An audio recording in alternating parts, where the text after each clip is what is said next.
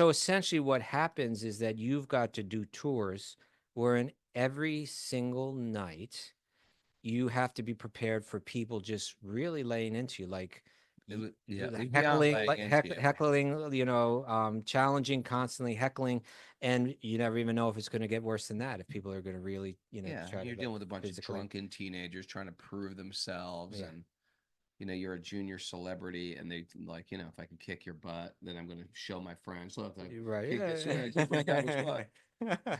so, It's just like it's easy. so what I think, like, what that created was a realm in which you and Parmananda and others really had an opportunity to demonstrate surrender. Like, we talk about surrender, but that really was surrender. That really was, I had some fame. I could milk this for material pleasures. I could try to Mm. use it to pick up girls. I could try to use it to see if I could make money.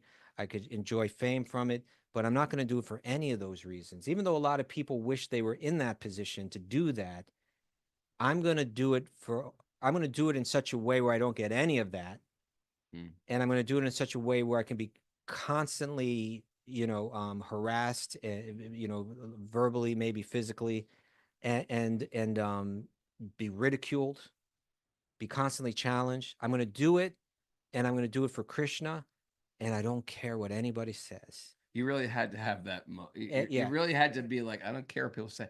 and to do that not just like one time, but to do that day after day after day after day after day for years. In front of a whole community of different people. Yeah. Indianapolis, Chicago, Lincoln, Nebraska. And people are How like, much do you what? hate us? How much? So that is, there's something about, like, maybe I harp on these kind of things a bit, but like, it's one thing to talk spirituality, but it's another thing to really put your life and your reputation and your body and all of that, really put it on the line day after day after day after day after day.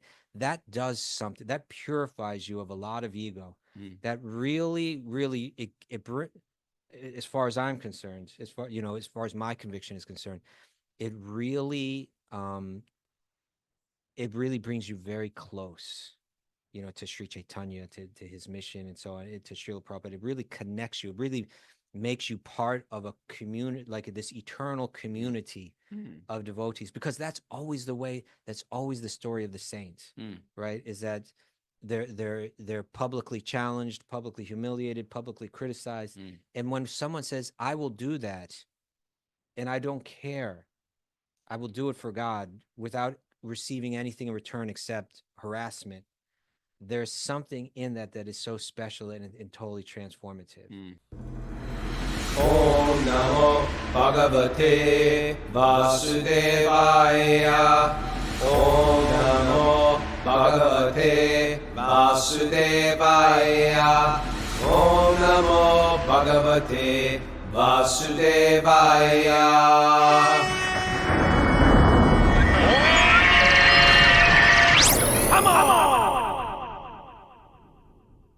Live from the Govardhan Eco Village in beautiful Maharashtra, India. This is Wisdom of the Sages, a daily yoga podcast. Daily spiritual podcast. We sort of rebranded it. Right. With your host, Raghunath, and co-host and senior educator of the Bhakti Center, New York, Kaustubha. Welcome to the show. It is January 11th, 2025. It's my birthday. No, hey, happy birthday, everybody in the studio. Let's hear it. To-do. People in the studio. Okay. Anything? There we go. Thank you. Anyway, we're here in beautiful Maharashtra at the Govardhan Eco Village. It's a great day. We had a great morning. Rana Swami, we had a little birthday party. We did a little lunch. Rana Swami with me, Kaustubha, and Mara, and my little boy. Tarun. And Priya, the Empress. Cooked this incredible dinner. Her and her husband, Guru Charan. And that was a great celebration. It was lovely. I had a good morning, went for a long walk, chanted my japa, did a morning sangha. Okay. It was sweet. Nice. It was a sweet day. What's up? Well, it's still going, Raghunath. There's more glorification to take place. Well, at every stage of the day. Mara got some things, sweets or something that I can serve out tonight. Oh, it's not. There's more than. How about the devotees of Lord Vishnu are always trying to.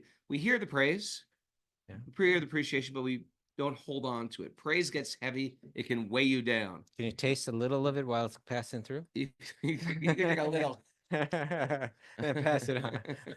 It's one of those things that's you start to realize the whole reason why we're sad in the material world is because there's a desperateness for validation in this world.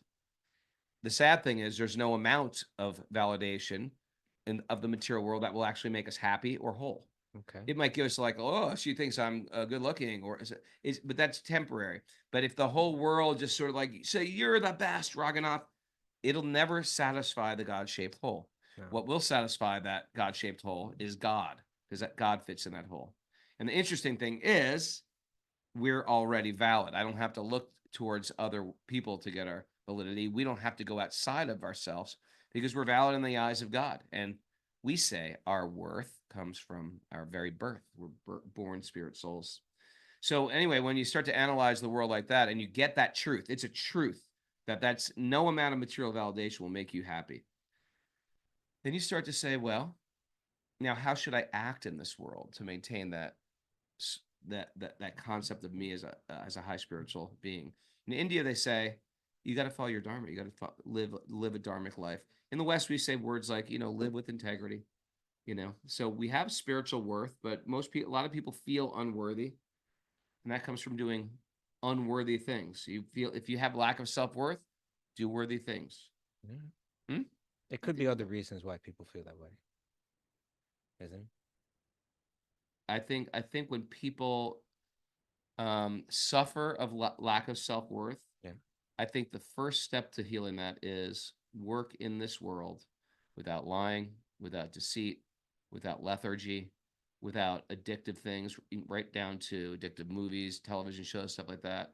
Start moving the consciousness to sattva, and then offer good in this world. If you still have some deep pain going on, you can take a look at it. But I think people want a quick fix, and they'll just go to right to a medication or even right to a therapist.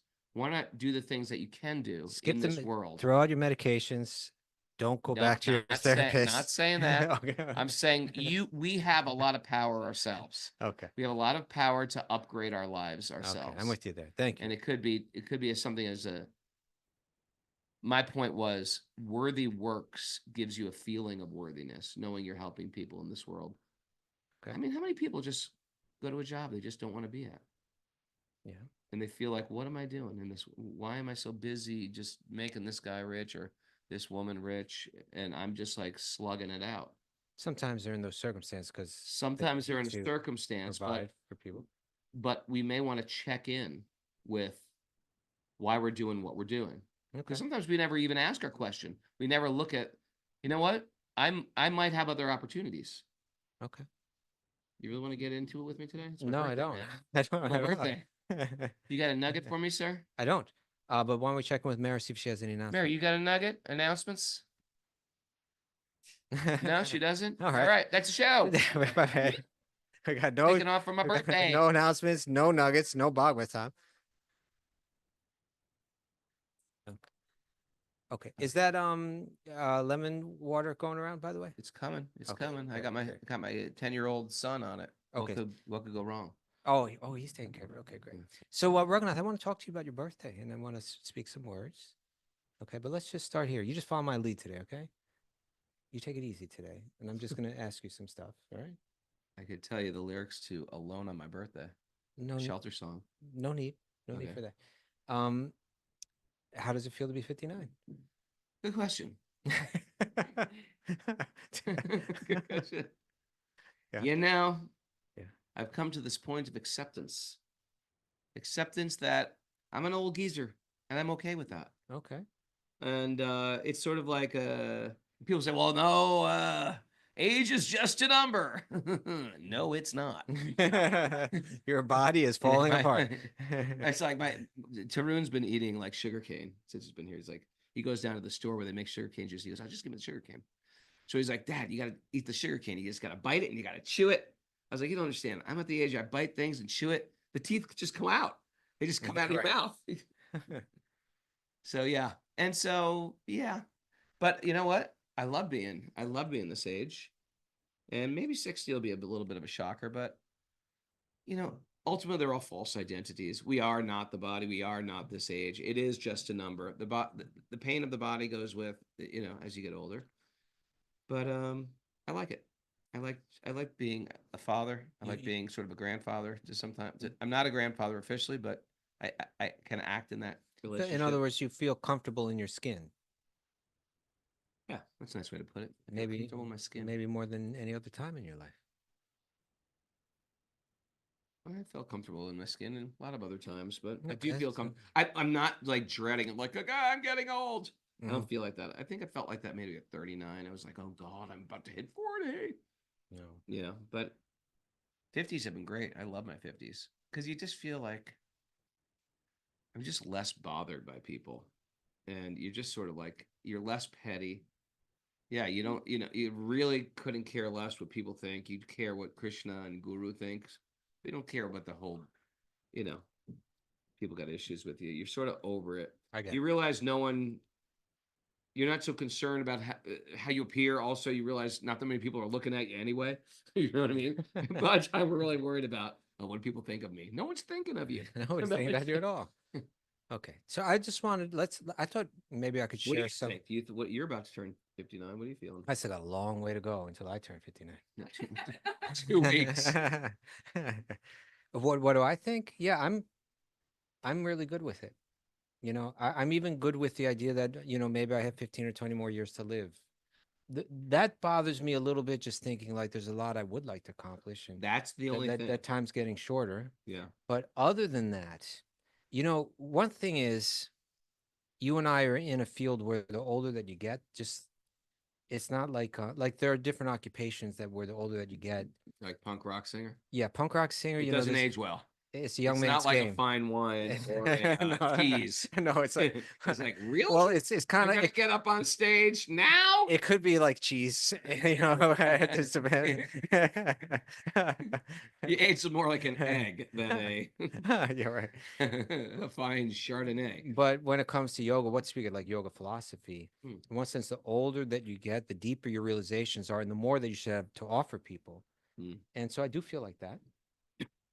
So, I'm kind of happy, fine, growing older. I really, I know that there's going to be things that are going to come up that are going to get potentially scary, like, oh, Disease. yeah, you're going to get disease, Yeah. things like that will come up. So, but even at this stage, I'm kind of thinking like, all right, I'm ready for those things to happen. I'm not going to be, at least I like to think, I'm not going to be caught off guard, shocked, go into some tailspin about, oh no, what about life now? Well, it's almost like the Olympics. We've been preparing Yes. for death since we were 21. Yes, You know what I mean? It's yeah, like exactly. it's like we read about the temporality of existence. We hear about it on a regular basis. And we think of a spiritual solution. We train ourselves to understand we don't own anything in this world. Yeah. By the way, I gotta give not a shout out, sending out prayers to all of our Oh, friends and even people we don't know that are suffering tremendously in great loss in Southern LA. California. Our good friend Govind Das, um, House burned down. lost his house. He's got children and a beautiful family, and feel really. My heart goes out to them. My prayers, and he just wrote me today. He goes, I listened to the podcast and thanks for the words. I mean, this is the stuff we take shelter, and I know because he listens to the podcast regularly. It's like we need to take shelter of spiritual truth in times like this, and and at the same time we want to extend hands to whoever we can. Sometimes things are so overwhelming. It's like you want to help the entire world, but you feel like I can't do everything. So there's so much pain. Sometimes we can help one person. We give to one that we'd like to do to many also. Mm-hmm. So anyway, sending love, sending prayers, and trying to keep an eye from afar. It's amazing how being out here in India, it's just sort of like, and we're being off our phones most all day long. That when I do turn on my phone, then you get a little blip of what's happening in the rest of the world. I know some of our Sage Group leaders have had to abandon their homes. Indranil Oh, Amani, really? That's right. Om Indranil. Rishikesh as well. Yeah, yeah. And there may be others. I'm not sure. Mm. So our prayers for all of them. But yeah, yeah. In one sense, the house is going to burn down one way or another, right? It's like Yeah, and that's not meant to be literally, insensitive, yeah. but it's meant to be like this is like sometimes we see a person dying of a particular disease and we think at a young age, and we see them and think, oh, poor them. That's us. We're all, it's only because I'm covered under layers of illusion that I don't realize that I too am about to lose everything, that I'm about to be diseased, that it's only like, oh, poor Kaustubha, and we do want to have that soft heart. But the fact is, we're all going through this. I've really got to drill into my skull the teachings of the Bhagavatam, which is I don't own anything. I'm here for a moment. I'm born to give love, and I can't control anything. I have a little bit of control, but I don't have lots of control. I can raise my kids with love. I can support my spouse with love. But ultimately, I can't own anything in this world, no matter how much I grip on. Even if we all love to, even me and the kids and everything, we all love each other. Still, these cruel hands of time just tear everything away from us. I'm supposed to be glorifying you on your birthday. No, you're not. I am. We're talking about temporality, man. You asked me about 59. Yeah. And then I asked you about 59. So now I know. Yeah. I will say that I'm not over fear of death. I'm just going to put that out there. Sometimes I think, oh my God, I could die. My father died at 64. His father died at 61. 59. That's like I got 6 years? It could extend to 10 years, 15 years, 20 tops. Come on. Well, your mother's quite old. I don't know if you get it from your mom. I think all moms get old, though. Well, your mom. No. Anyway, it's whatever it is. It's a random number. It's like a time bomb strapped to your leg, and you can't. This is really okay. This is a depressing show today. Maybe 59 is not so good. No. Okay, I want to talk about you a little bit, Raghunath. We're gonna shift it, okay?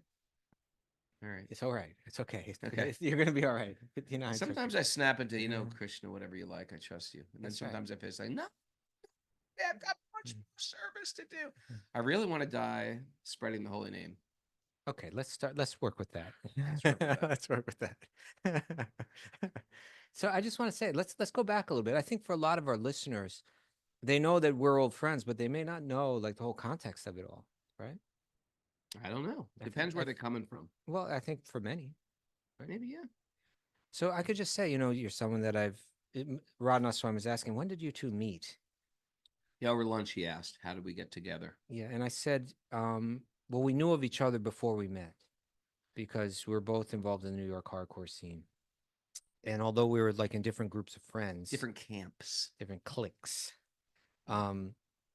still we knew of each other. You were probably walking this way and say Morris Place, and I was walking that way. Everybody knew each other by face because yeah. Well, because you were the freaks, you were the outcasts of and with all the outcasts hung together in the Lower East Side, and there were lots. Yeah, and it wasn't all just hardcore. It was like punk, it was rockabilly, it was mod stuff, psychobilly.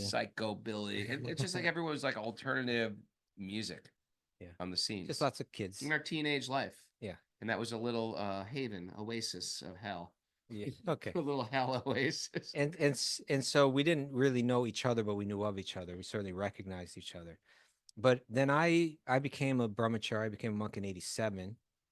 And then you did in 88. Yeah, I became in 88, yeah. And it was, we must have, I think we initially met in that ashram, maybe in New York City. Maybe. Because once you're in the ashram, you got to understand, that was the Hare Krishna movement in the 80s. It was basically, you got to understand, when Prabhupada was on the planet, it was getting out of control. Then right when Prabhupada left, it was even growing bigger. Yeah. It was just like teams of brahmacharis, 200 devotees in the temples, and then there were gurus who were not ready to be gurus, and they fell, and then people lost faith, and it broke. There were scandals. There were some scandals, and then people just but because they had money back then, because it was so big, they bought beautiful properties, big temples. The worship was really nice. By the time you and me came around, everything was sort of like a little bit destitute. Yeah. It was like the temples were big, but they couldn't maintain them because they just had what do you call that? What's that word? I don't know. Like just a bare bones few people taking care of it. Skeleton crew. Skeleton crew taking care of a gigantic temple that's in debt, that they're turning the electricity off, that they can't afford the oil. You know what I mean? And in that crew that was there, it was sort of like maybe one stellar couple trying to hold down the fort. Maybe some guy from two guys from Russia don't speak English. In New York is always an ethnic mixed bag of all different peeps. Puerto Rican people, a Hispanic person, some guy shipped in from Guyana, another Russian lady you don't know, Trinidad. And it's sort of like people that if you were not devotees of Lord Krishna, you would probably never hang out with. Maybe one insane person living in the temple too. One? Or a couple people maybe that just needed several. a place to live and free food, but they're like, we'll trade you a place to stay if you'll mop the floors every day. So it was just like a mixed bag. And then you meet some like incredible academic who just doesn't fit in the material world. They live there too. It was just a real mixed bag. And then there's that. So if I see a person like Kaustubha in the temple, I was like, oh my God, I see somebody. I know you. I can relate to you. Remember, we were friends in the scene. We never talked, but Yeah. so it was like that type of thing. The beautiful thing is because Krishna was the center, we somehow did get along with all the people in the temple for the most part. Everybody we just forced to get along with each other. And because we're from different cliques, you probably just have all kinds of assumptions about that other people that prevent you from ever connecting in the first place. So you never even talk to them. So you never talk to them. But then once you're both in, then we're like, okay, these are my best friends. Everything else just disappears, and now you're connected on that spiritual level. Yeah, you're connecting that on the highest platform. Yeah. And that is the beauty about even that. I guess in that state of the Hare Krishna movement, it was in such a disrepair, broken, that you really had to transcend it all and connect with people in their highest consciousness. And there was a beauty in that as well. Sure. So then I guess it was 90 or something, 89 or 90, that you and I both ended up in the Potomac Temple outside of Washington, D.C. And that was great times. And that's where Shelter sort of took birth. Okay, yeah, Shelter took birth at that time. And you and I were living in the same little house with my guru, Tamal Krishna Goswami. Yep. And just by that time, it seemed like we knew each other pretty well. I think we were pretty close going into that. Yeah. And sleep in our sleeping bags next to each other. Yeah, and stay up late and talk. We did. Share our hearts. Okay, So, but there was adventures every day, and there was always a lot to talk about at the end of the night. Yeah. It was adventurous. It was fun. And so that was very bonding. Fun. That we became very close friends at that point. And I think at this point we really saw the world eye to eye.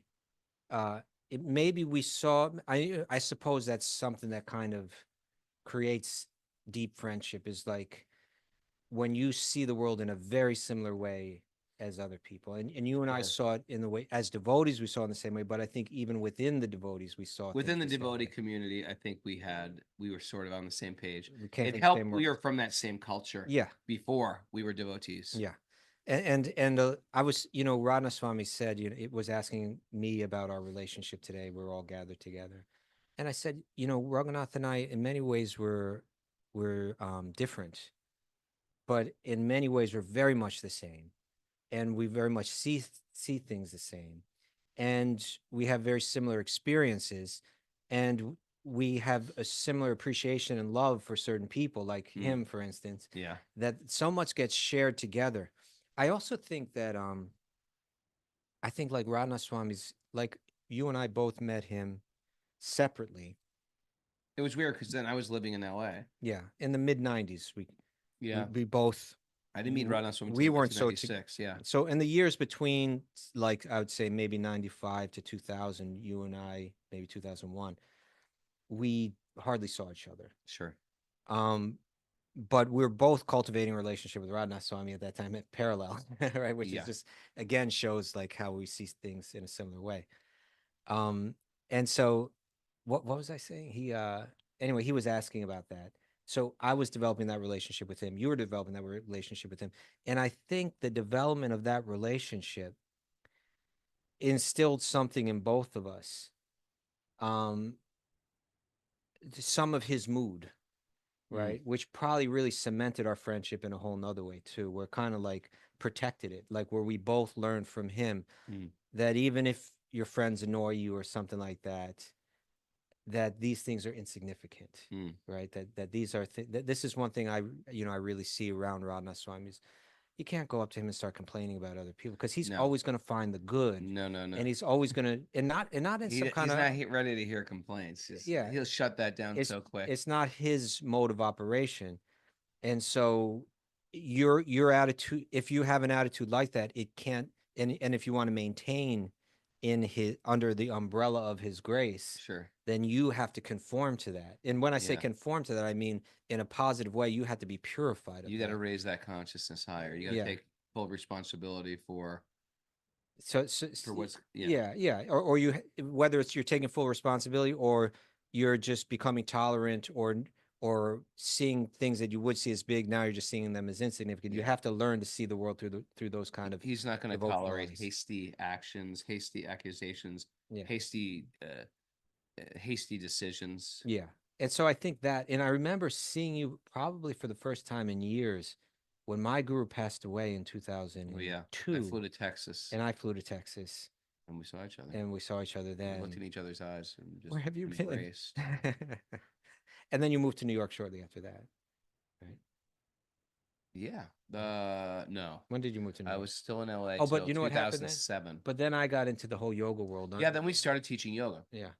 He randomly started teaching yoga on the East Coast. I started teaching on the West Coast. We even started, and we were both doing Ashtanga at the time. You were ahead of it at that time. So I remember I called you or you called me to talk about it. And you said, like, well, where are you practicing? And I said, well, I'm with this guy, Eddie Stern. He said, okay, you're in the right place. Like, okay. Like you knew, you kind of knew more than I knew, but somehow I had migrated to the right spot, right? Yeah, and then to really learn it. Yeah, that was nice. And then shortly after there, you came to New York. But you know, Srimad Bhagavatam. No, we're not doing the Srimad. No, we're talking about you. We're not doing the Srimad Bhagavatam. No, I'm about to start to glorify you, Raghunath. Just follow my lead today. Just relax. He's wearing down on the. It's all the Bhagavatam. Yeah, it's all the Bhagavatam except this. Except no. This glorification of devotees is in the Bhagavatam, and I have a lot to say actually in this regard. And I got a lot to duck. No. Pass on. You can hear it. You can hear it. But I would say this, like right from the beginning, like even before I knew you, see, because I was hanging out with people in the hardcore scene. As was I. But I wasn't really into hardcore anymore. Like I kind of got out of hardcore, like going into like say 1984. Okay. But I was, in other words, I wasn't going to CBs for hardcore shows and stuff like that. Okay. But I was hanging out with like the most influential people in New York hardcore scene, like just as friends, like on daily, So I wasn't like your band when your band came up. I wasn't going to those shows. I had no connection with that. But you might have liked it. Well, by that point, I was just kind of like, distancing yourself. Yeah, in a sense. But right from that point, you became like an influential person. You just like, you had some kind of courageous kind of like, I've got a message and let's share this, no matter what, And I think that came out of you first as a musician in Youth of Today. And then, of course, then you kind of walked away from that. Then you became a devotee. Then we met each other. And I saw how you took that up and took it a step further. And this was a bold move. It was a bold move. This is a bold. We were on a mission to, you've heard Make America Great Again. We were like, make the Hare Krishna movement cool again, because it's like, it's self-destructed in so many ways. It got such a bad reputation at certain points. Yeah. And it became sort of like, not even like criticized, it became irrelevant. And our thing was, look, it's a cool thing. It's a good thing. It's a wholesome thing. Yes. And there's a lot of people that didn't want a good, wholesome thing mixed into their hardcore world. Not at all. What to speak of a God thing. Yeah. That's the last thing they wanted in their punk rock. Yeah. Universe. So essentially what happens is that you've got to do tours where in every single night you have to be prepared for people just really laying into you, like Yeah, like beyond heckling, laying into you. heckling, challenging, constantly heckling, and you never even know if it's going to get worse than that. If people are going to really, Yeah, try to you're like dealing with a bunch of physically, drunken teenagers trying to prove themselves, yeah, and you're a junior celebrity, and they like, if I can kick your butt, then I'm going to show my friends, look, I right. kicked this in, I kicked my guy's butt. so, It's just like it's easy. so what I think like what that created was a realm in which you and Parmananda and others really had an opportunity to demonstrate surrender. Like we talk about surrender, and but that really was surrender. That really was, I had some fame. I could milk this for material pleasures. I could try to Mhm. use it to pick up girls. I could try to use it to see if I could make money. I could enjoy fame from it, but I'm not going to do it for any of those reasons. Even though a lot of people wish they were in that position to do that, I'm going to do it for I'm going to do it in such a way where I don't get any of that, Mm. and I'm going to do it in such a way where I can be constantly, harassed, verbally, maybe physically, and be ridiculed, be constantly challenged. I'm going to do it, and I'm going to do it for Krishna, and I don't care what anybody says. You really had to have that. You Yeah, really had to be like, I don't care what people say. and to do that not just like one time, but to do that day after day after day after day after day for years. In front of a whole community of different people. Yeah. Indianapolis, Chicago, Lincoln, Nebraska. And people are How like, much do you what? hate us? How much? So there's something about like, maybe I harp on these kind of things a bit, but like it's one thing to talk spirituality, but it's another thing to really put your life and your reputation and your body and all of that, really put it on the line day after day after day after day after day. That does something, that purifies you of a lot of ego. Mm. That really as far as I'm concerned, as far as my conviction is concerned, it really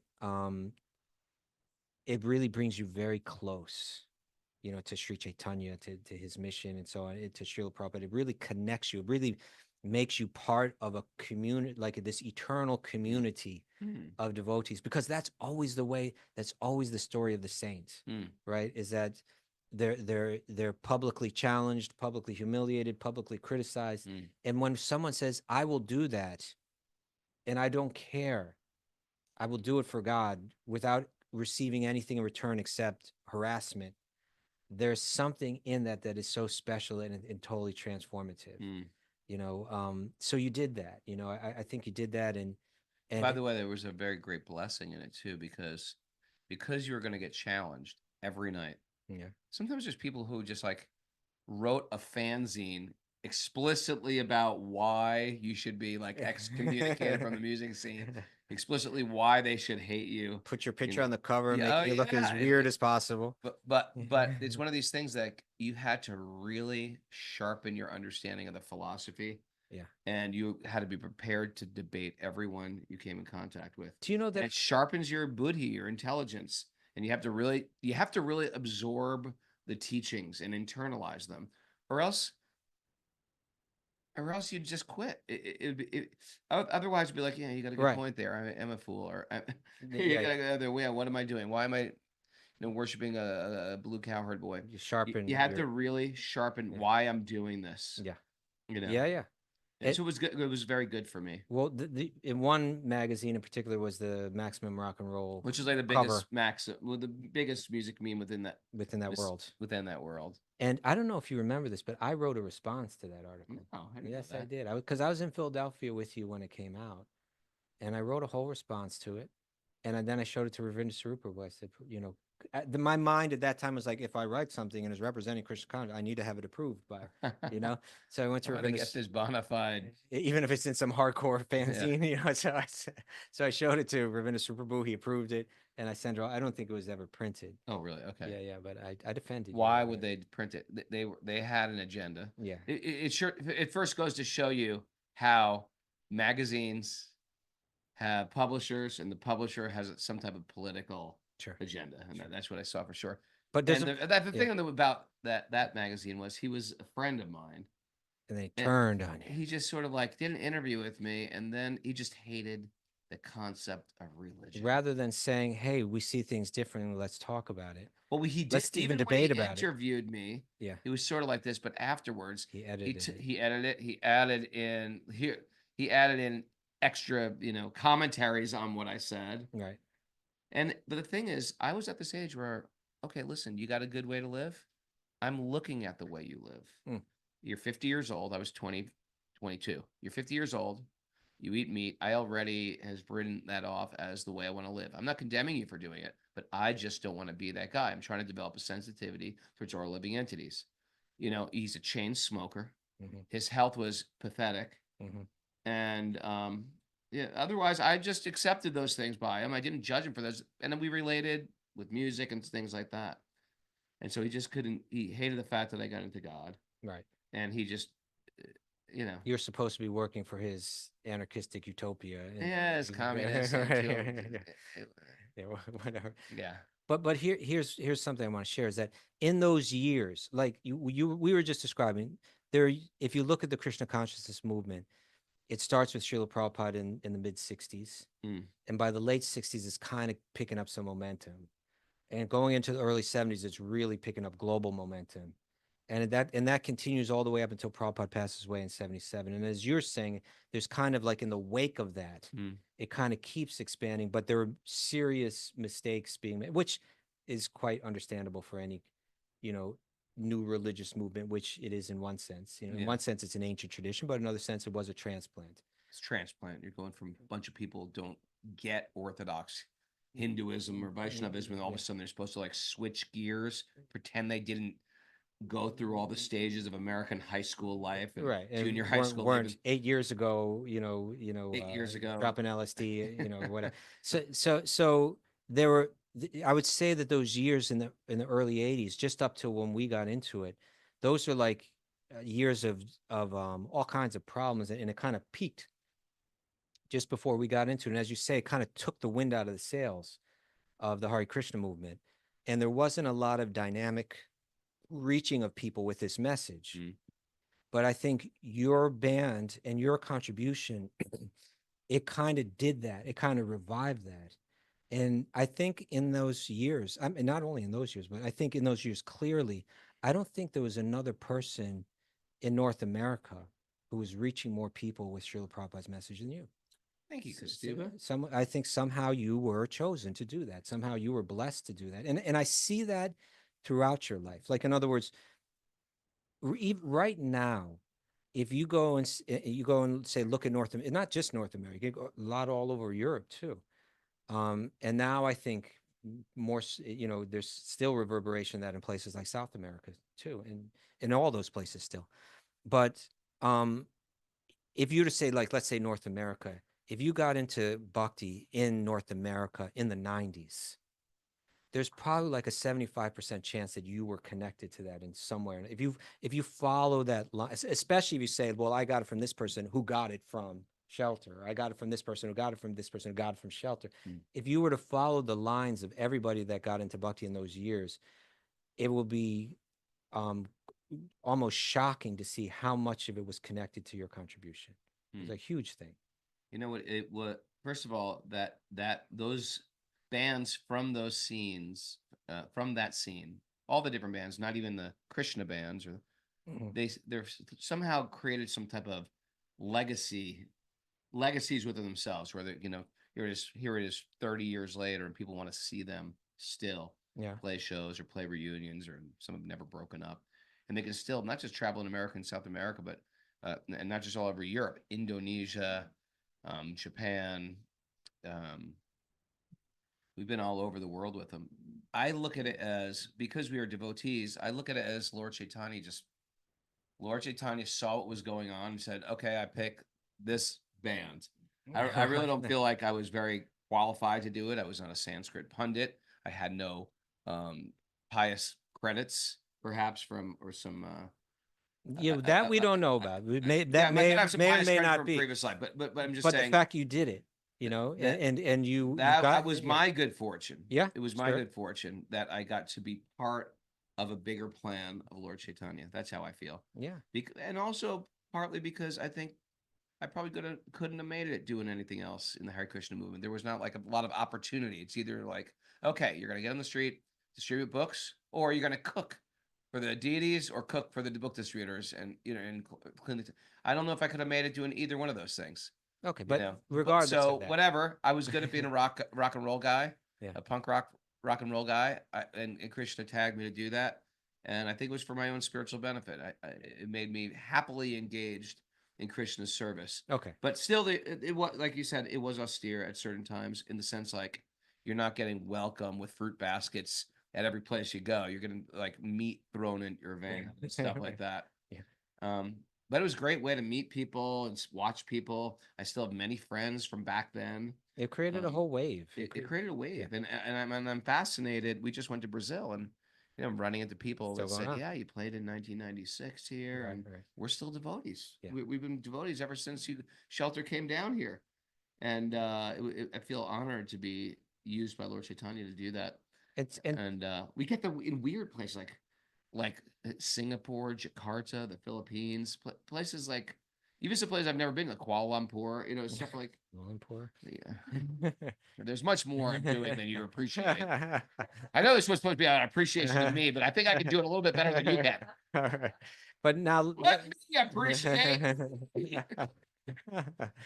so I think also our friendship continued to grow in those years, although we're kind of like on parallel things. Like I was also kind of part of a type of a revival of the outreach of this kind, and you were at the same time, and we're both kind of crossing paths throughout Yeah. those years, but with great affection for one another.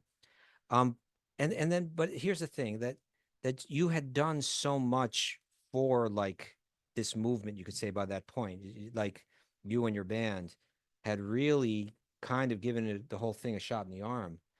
But the fact is a large part of the reason why you're able to do that was like a certain sensitivity, a certain insight, a certain understanding of who you're speaking to and how to communicate with them. Mm.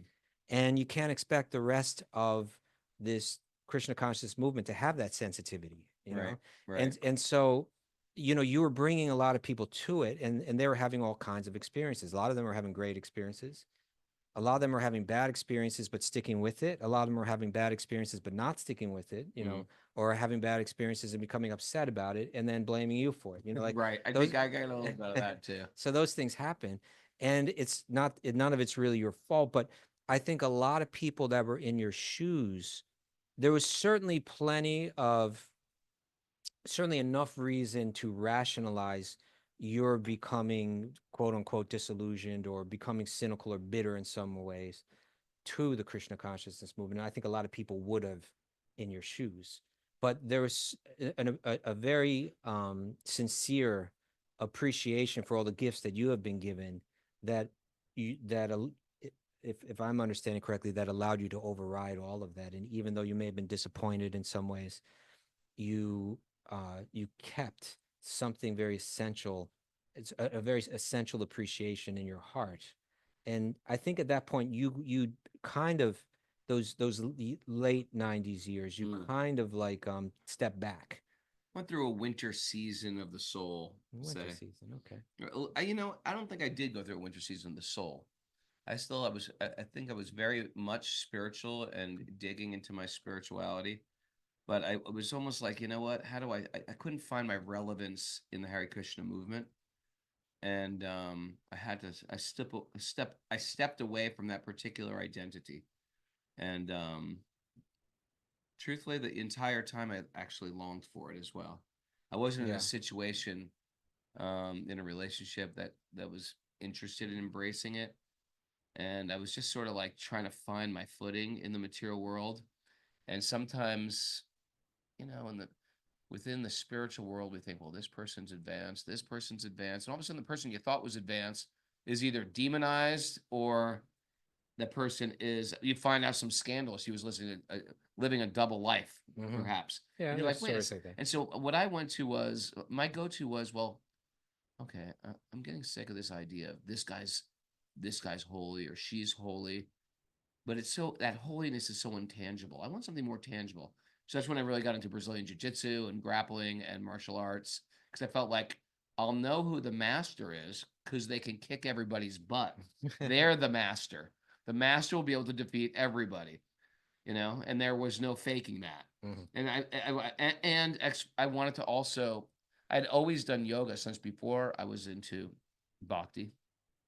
So I said, I'm going to get back into the roots of yoga. And I started getting serious about yoga practice, yoga philosophy study of the books of the teachers that came to the West. And I wanted to really refine my yoga practice. And then you took that, and I think you kind of like rebounded in your enthusiasm to reach people with bhakti going into the 2000s. Well, I think then I got married, and and my wife is really into being I really miss Krishna. Yeah. I still kept the connection with my Shiksha gurus, my Diksha gurus.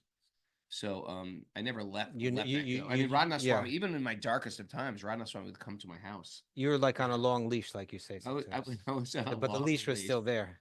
Yeah, yeah. I felt that. I did always feel connected. And then I got to a point where it's like I want to be with the devotees again. I miss being with the devotees. And I got married, and my ex-wife had two little children that I got to raise, and that really grounded me. Mm. Just having little children in my life that I felt responsible for, Mhm. because I realized I don't really know anything about being a parent, but I know the Mahabharata. Let's teach the kids the Mahabharata and the Bhagavad Gita, and that's what I did. And we moved next to the temple in Los Angeles, and I had some of the joyous times of my life. Just yeah, and I think. You opened your heart up back to the devotees in a really open-hearted way, I think, at that point, right? Yeah, and I started, and I also other things too. I actually, when you have kids, I was always sort of like in a band, traveling here, doing this, going there. I had to like sort of buckle down and to be stable and make an honest living. Not that being in a band wasn't an honest living, but I had to have a more regulated life. Mhm. I had to show up for work, first time in my life. Show up for work, teaching yoga, and kids are dependent on me when I get home from work, and it made me grow up. Having a kid made me grow up super fast. I always felt like I was a little bit sort of like a bachelor, even though I was in a relationship, but I felt like do whatever I want. So having kids helped me grow up, helped me become a man, I think. And the more kids I had, the more adult I had to become.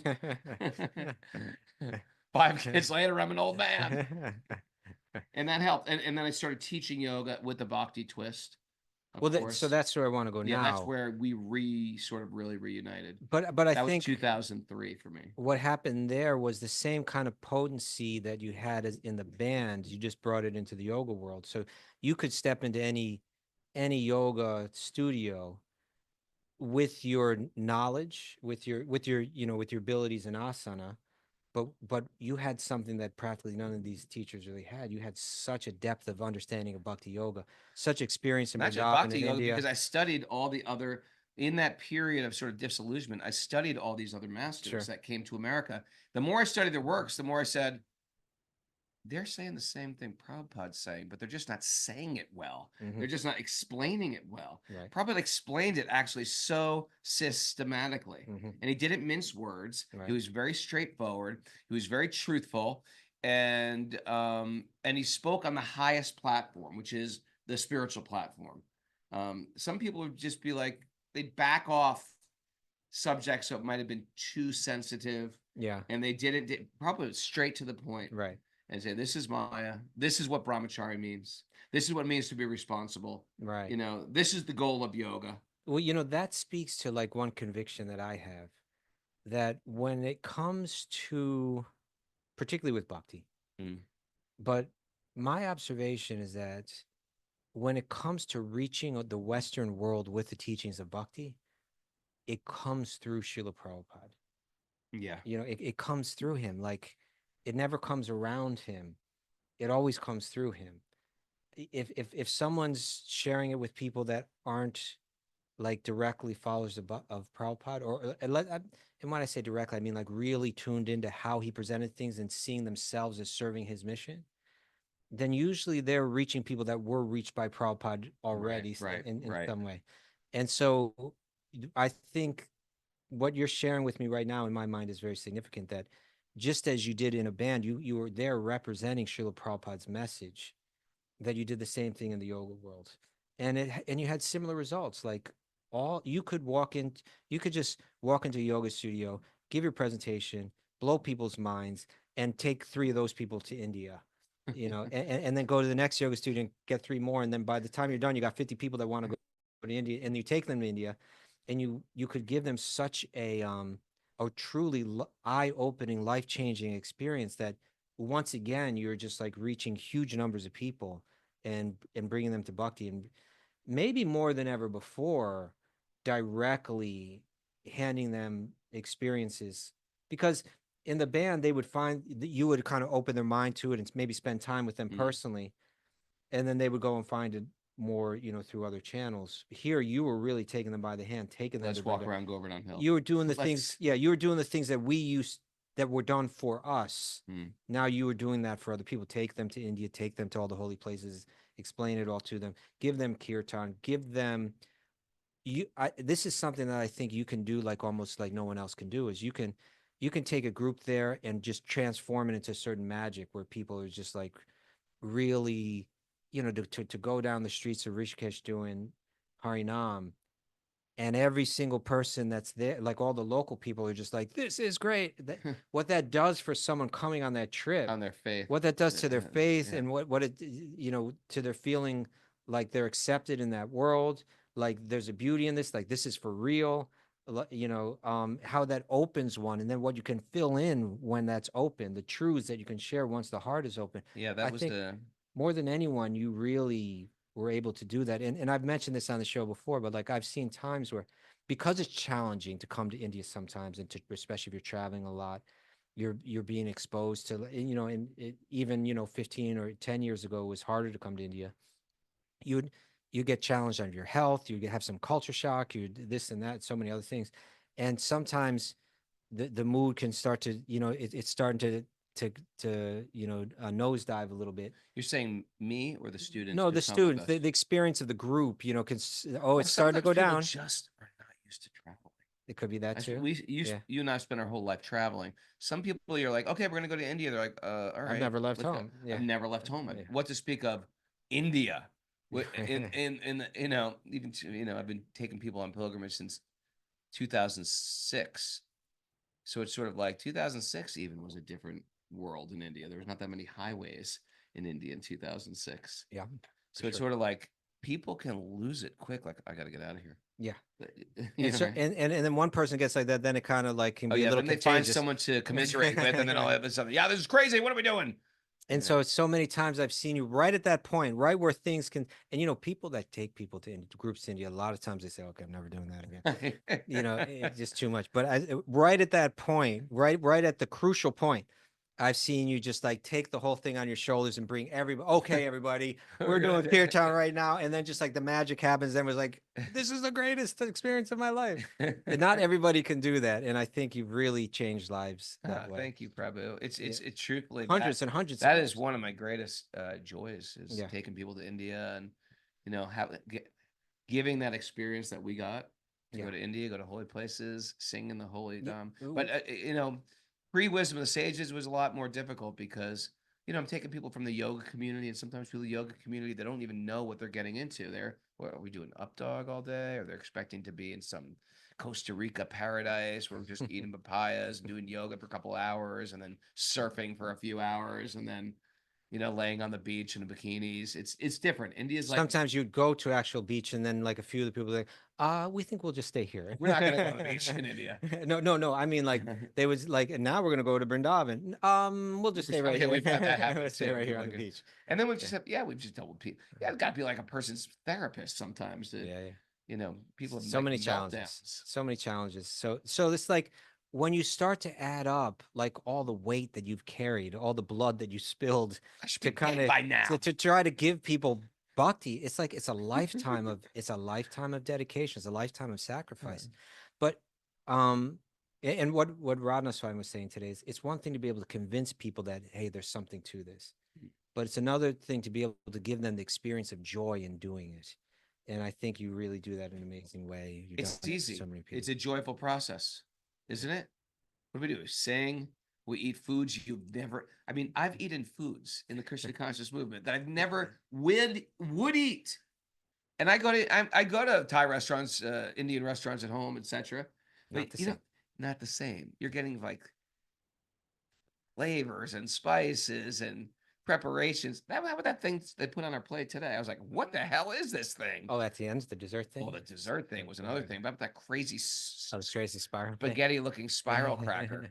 You know, it's just like, what is this? How come I've never eaten this? We had it at her place last year. Yeah, well, here's the deal. There's forget. so many, I forgot too, but there's so many foods we've never even tasted. And it's so easy to be joyful here. It's a joyful practice. But it's easy not to be too. And so you have a way of bringing that. But there's one last thing I want to share before we. So then, we reconnected in the yoga world, and then we began to serve together. We took people to India together. We did all different kind of programs. We're always in touch with each other. But when we started Wisdom of the Sages, which is 5 years in now, Sure.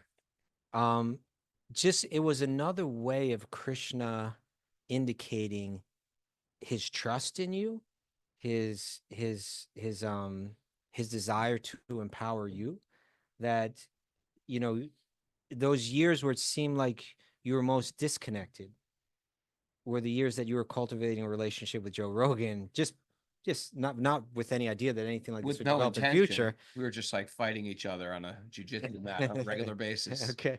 But that led to him, asking you to be on a show not 2 months earlier when there would have been nowhere to direct anyone. That was another Lord Chaitanya miracle. But as soon as we got our act a little bit together and got it up on a platform, within weeks, you get a message from him saying, come on my show. I'm one of these guys too. Be like, we should, I should try to reach out to Joe Rogan, see if I can get on a show.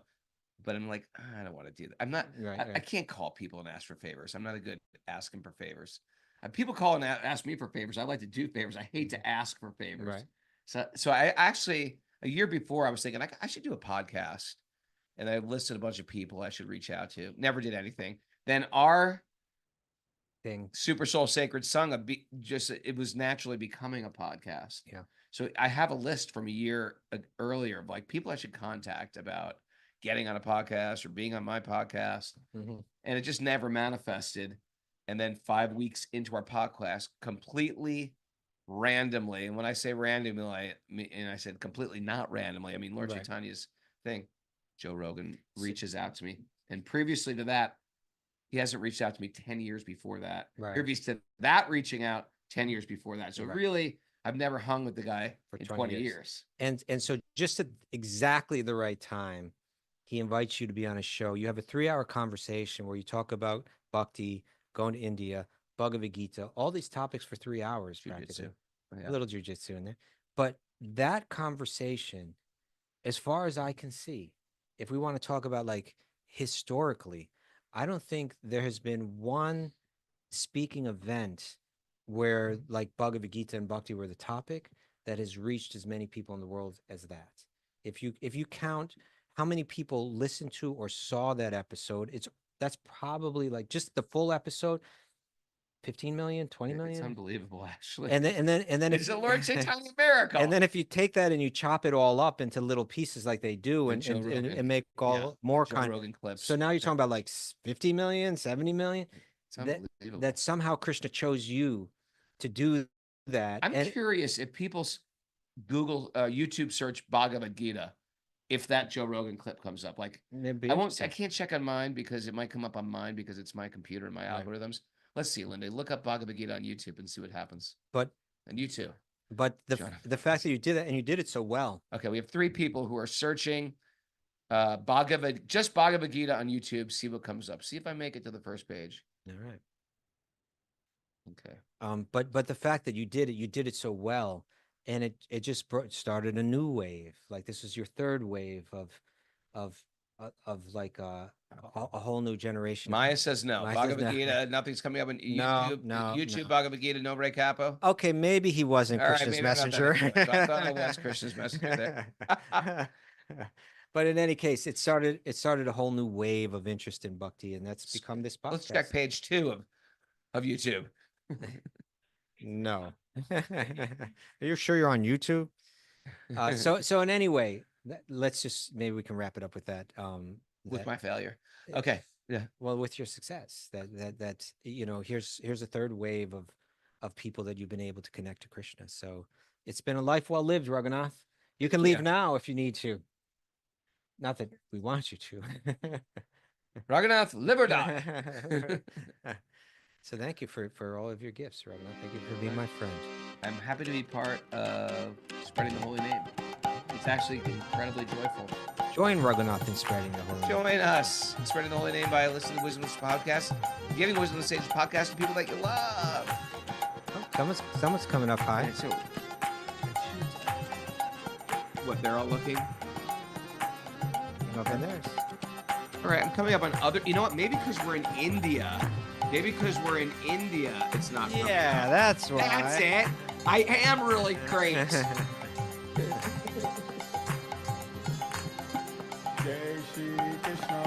Conservative capital is going to definitely come up. That's a cheat. Oh, Chuta just said he did search great cap. Oh, you did, sir. No, I'm just kidding. He didn't say that. Search rate capital. Anyway, thanks everybody. And again, I'm not taking credit for it. I think just Lord Chaitanya said, okay, I'm going to take this guy, I'm going to take his car, I'm going to use him. And his head on straight. It's almost like the Bhagavad Gita roar itself, isn't it? It's like, yeah, in the sense like, okay, listen, all these people on the other side, they're already dead. I'm going to give you an opportunity. You want to serve or not? Lord Chaitanya's got a plan. And he's going to tag us all to execute his plan. And we have the opportunity to say, yes, I'm going to opt in for your plan, or no, I've got my own agenda.